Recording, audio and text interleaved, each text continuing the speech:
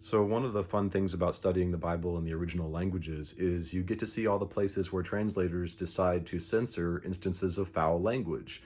One example is in 1 Samuel chapter 20, verse 30.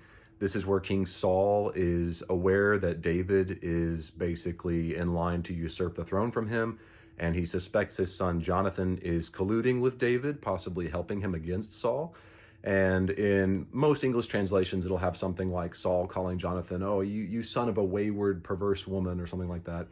Basically, that's just really in the Hebrew, it is as offensive as calling someone just a son of a bitch. Like, you son of a bitch, you're helping David against me. How dare you? Another instance is in Judges chapter 5, verse 30.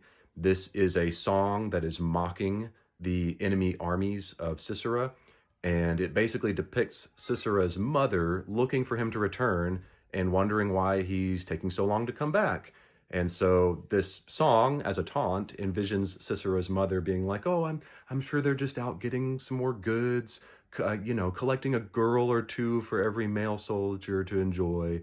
Now, of course, the Hebrew word that gets translated girl is not girl, it is womb, or, basically euphemistically saying, hey, they're just out grabbing some pussy. So it is actually very vulgar in the original Hebrew.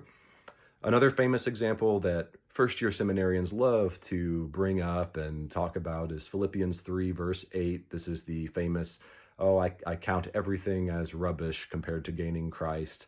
The original Greek word there, skubalon, has been debated. Is this a curse word? It should actually be translated shit. Is it that bad?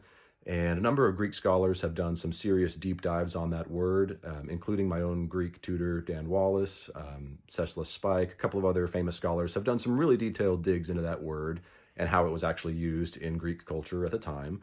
And really, it's not quite as vulgar as shit, but it's pretty close. It's somewhere in the middle. Really, the best and most accurate English equivalent to how it was actually used would be the word crap.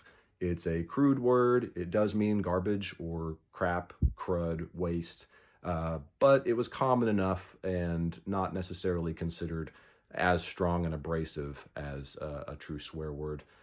But that doesn't necessarily preclude the fact that there are quite a lot of instances of very rude and foul, vulgar language recorded in the Bible, recorded accurately. This is how people talked.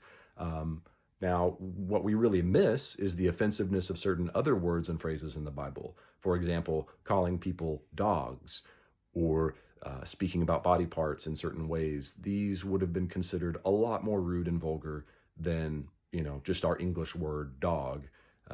It would have been very offensive. And so, yeah, there's plenty of foul and offensive language in the Bible. It does not sugarcoat any of that. And it really does a disservice to the literary quality of the Bible and the humanness of the Bible to whitewash those words and try to make them more respectable when their vulgarity is part of the point and part of the story.